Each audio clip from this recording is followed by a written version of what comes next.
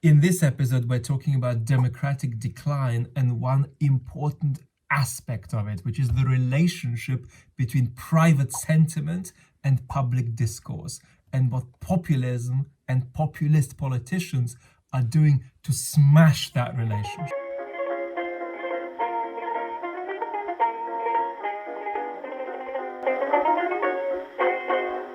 I want to start with a distinction that's really important. On the one hand, there is private sentiment. That is what you think and feel about your policy positions, how you justify your policy positions at the dinner table. On the other hand, there is how a bureaucracy, how the government, how the state explains and justifies policy positions. And the two are not the same. So, for example, you might be in favor of climate action because you don't want to live in a civilization that's going on the way the civilization is going on. Somebody else might be in favor of climate action because they're passionate about green energy. A third person may be in favor of climate action because they have some objections to capitalism. A fourth person might be in favor of climate action because some spiritual or philosophical text has told them to think that. Or they might be in favor of climate action because their rabbi says so, or their imam says so, or because they think Jesus says so, properly interpreted. Now, the state will be neutral in the way it justifies climate policy. It'll be neutral in respect of all of these possibilities. It'll tell you, look, you can jump aboard this train without sharing with anybody else who is on it the reasons for being on it, so long as you're in favor of the destination. So this, in fact, is one of the great strengths of the liberal state. This is something the liberal state has been very good at doing. Take another issue, take taxation. The liberal state will not say, we are raising taxation because Karl Marx says so, because Jesus says so, or because some philosophical treatise says so. The liberal state will say, we're raising taxation because it's appropriate or fair or effective. And these reasons aren't even real reasons, they're just placeholders, molds into which citizens with different conceptions of the good life, different values, can put in whatever they want to put in. Now, it's important that the balance between private sentiment and public discourse is kept healthy.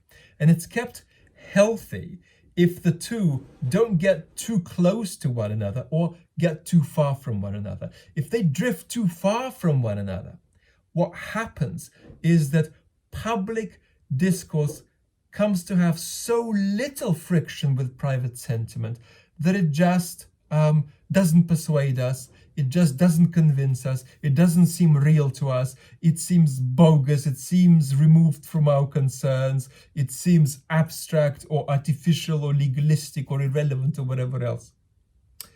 And that is a problem we are facing now.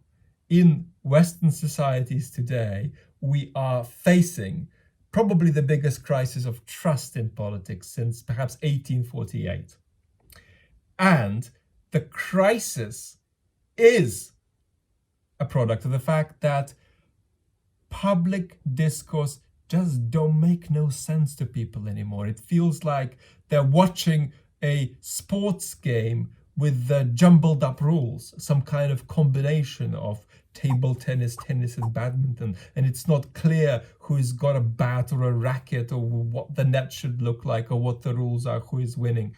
You are watching a game, if you're the average citizen in many Western countries, to which you don't understand the rules. And obviously you're going to lose trust in that game. You're going to lose trust in the possibility that that game can deliver you what you need.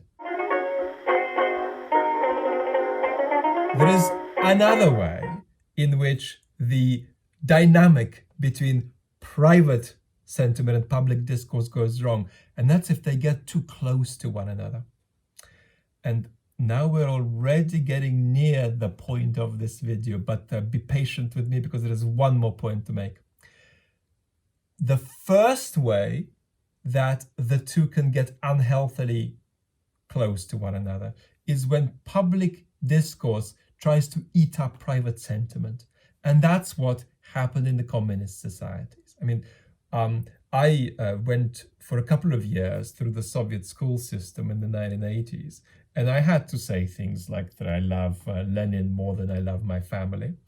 By that time, nobody really took it seriously, and you knew that the teacher knew that you knew that the teacher knew that all of this was nonsense, but the ritual still had to be gone through. So that's one way public discourse eats up private sentiment. But there is another way that the two can get too close, and here we're getting to the point of this video.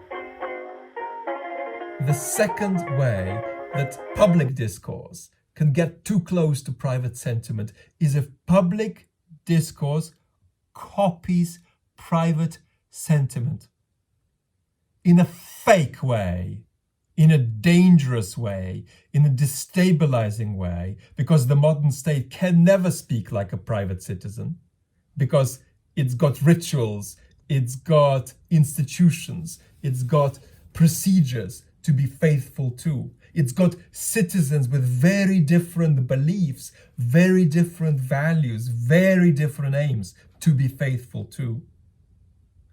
The modern state cannot start converting public discourse into a kind of mimicked copy of private sentiment. And yet, this is what populism is doing. This is what populist leaders like Donald Trump and to some extent Boris Johnson in the UK are doing.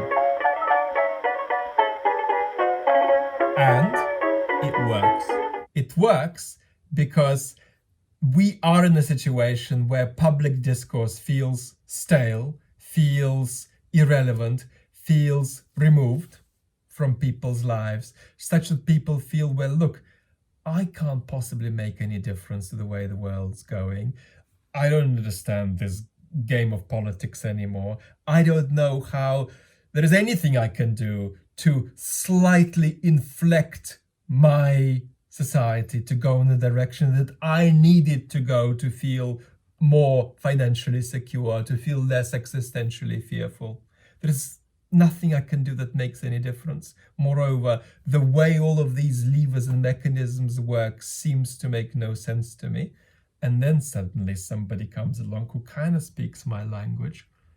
I am going to be sympathetic to that person, even if they don't say the things that I want, because at least they are speaking in a way that I can understand, and they have consigned to the dustbin the way of speaking that no longer makes sense to me and that inspires alienation and distrust in me. So I'm gonna go with these people who are speaking in an everyday way. And here, as a citizen, my thinking ends. However, the problem is that my life gets worse and worse and worse if I go on this way, because when public discourse just mimics private sentiment, it cannot be faithful to any of the basic institutional procedures, rituals, processes of a modern state.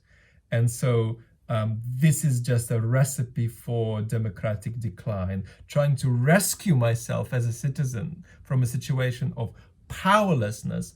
I am inadvertently bringing about democratic decline. And of course, when the institutions that make my society work decline, then nothing I really want can be delivered to me by my society, and my society drifts little by little from being the UK to being Hungary, from being Hungary to being something even worse than Hungary. Now that's of course a worst case scenario that we're not looking at yet. We're not looking at it for years and maybe even decades to come, but this is the direction of the drift, and this is what we're going to be talking about a lot on this channel. Share with me your concerns, your worries about this in the comments below. And of course, ask questions and dig in and critique or ask for clarification about anything that I have said in this episode.